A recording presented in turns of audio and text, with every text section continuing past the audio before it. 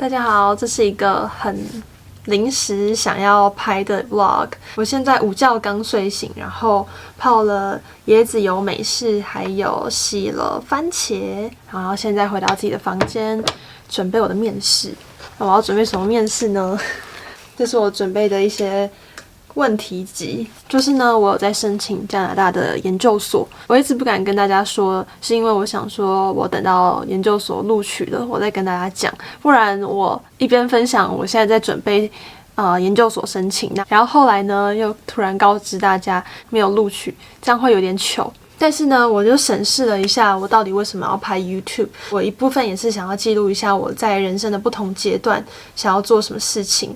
那其实在这个阶段呢，我觉得在我心目中的第一件事情就是，我希望可以未来有机会可以到加拿大生活，透过研究所的管道，然后实现这个愿望的几率会比较高一点。好，那我现在完全没有收到任何的录取通知，我只有在上礼拜收到加拿大校方的信，还有说Venus， 我们今年的面试呢会比以往再提早一些，看你在下一周有没有时间可以进行线上的面试。我就答应完之后就开始如火如荼的准备我的面试问题。我在这之前呢，其实已经有先准备好他可能会问哪些问题，然后在上礼拜收到那个 email 通知，确认自己要参加面试之后呢，我就开始在把这些问题再深化，试着把它讲得更好一点。那今天晚上的9点开始呢，我就要打开我的 Zoom 连结和校方线上面试。其实我现在还没有收到录取通知，然后我也不确定我到底能不能成功在今年去加拿大，但是呢，我还是希望来做个记录。那不管最后有没有录取呢，我应该都会在这几天收到，然后应该会在这一支 vlog 跟大家说。来吃个番茄压压惊，有一点紧张。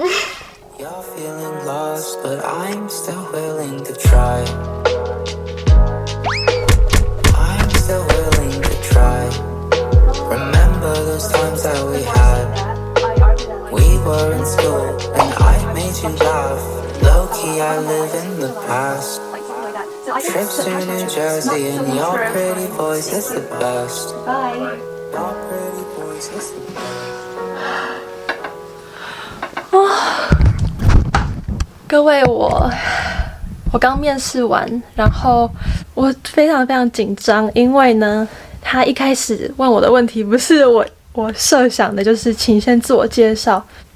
我现在嘴巴还在颤抖，因为天气有点冷，然后我又很紧张。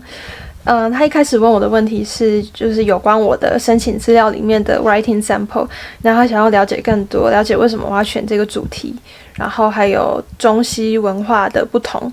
幸好我都有准备到，可是到后面呢，他开始问说，他发现，从台湾或是从其他亚洲地区来那边读书的学生，他发现在课堂上面他们非常安静，然后不太会交流，这样子蛮担心说，从亚洲过去的学生都会有类似的问题。他也想要我分享就是有关这个现象的看法。即兴的想了一下，我就说，我觉得这有可能是文化差异，就像我在台湾，我们会做的事情就是认真抄笔记啊，然后不太会举手发问。但我有听说在美国啊，或者在加拿大，情况是完全相反的，就是反而我们需要在课堂上面多多的提问，多多交流发言。因为没有准备的关系，所以可能讲的文法上面就有一些错误，但幸好我还是没有讲在那边。终于面试完了，他们非常的准时，就是9点开始，然后15分钟、16分钟就结束了。好，我希望在1周内可以拿到结果，加油！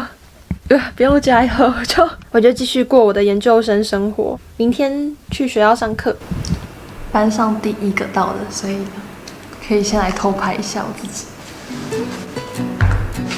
上学期末在赶论文的时候买的这个键盘，超好用的。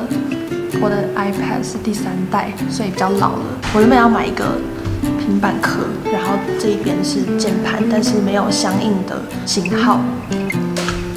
这个比我想象中还要好用很多很多，因为它这个蓝牙键盘它可以连3个装置，不是业配，但真的很推荐。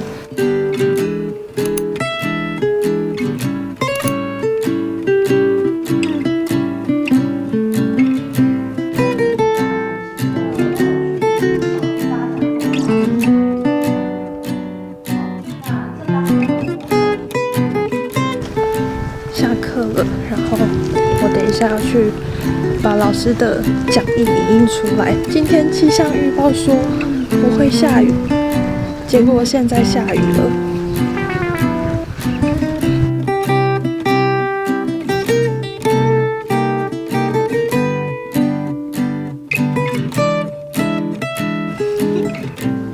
他是一个很皮的小男生。另外一只黑猫也来了。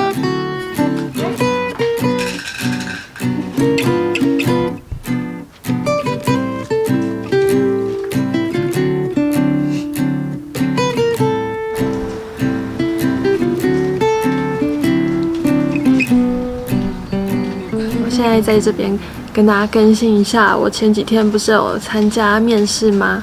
结果就是噔噔噔，我成功申请上加拿大 Western University 的研究所，所以没有意外的话呢，我会在今年的可能8月底9月初就会去加拿大。然后这是我人生第一次留学，然后也是我人生第一次到北美。我觉得这是一个人生中非常特别、非常宝贵的经验。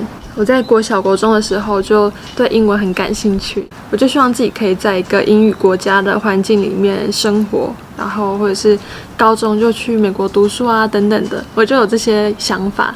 可是我们家的经济没有那么有余裕可以让小孩子出国读书，所以我就暂时打消这个念头。然后在大学的时候啊，就看到高中同学陆陆续续都出国读书，然后或者考研究所等等的。然后我真的到了考上清大研究所的时候，我才认真想说，会不会有其他的方式可以让我出国。我就从硕一开始准备雅思，继续在台湾充实我的英文，为自己制造一些英文的环境。例如说，在硕一的时候，我每周6晚上就会参加 English Speaking Club， 然后就会和不同国家的人交流。主要就是有内在动机，就会让我想要持续去学习。在硕2上的时候，年底我就陆陆续续有准备出国的文件啊，或者请老师写推荐信等等的。就这大概是我硕1、硕2的时候默默在做的事情。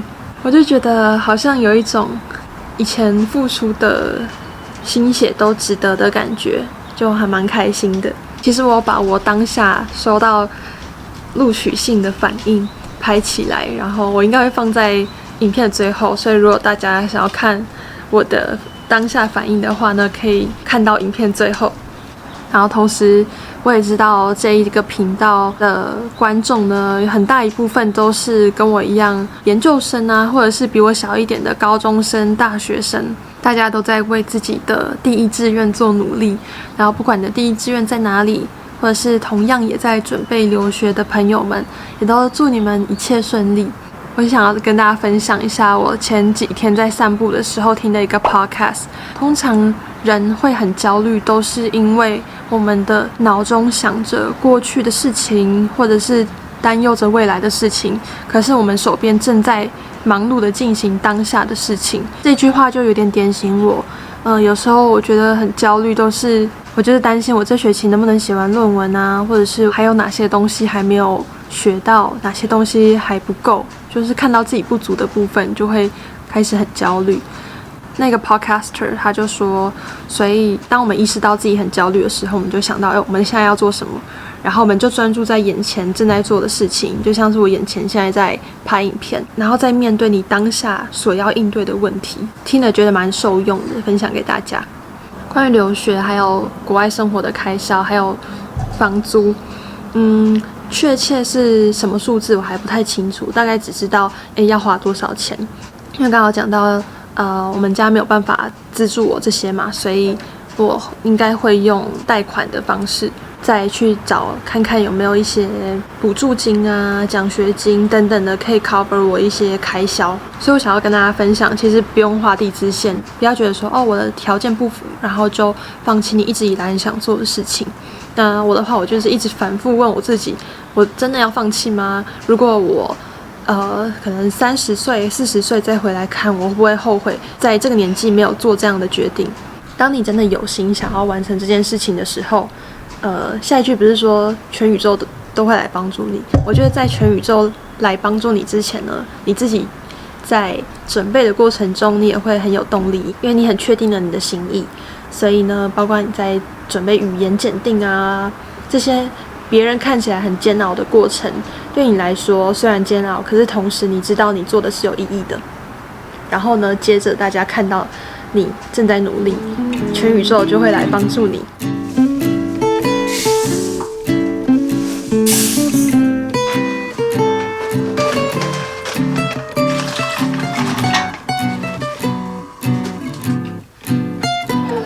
好好喝哦！耶！晚餐完成。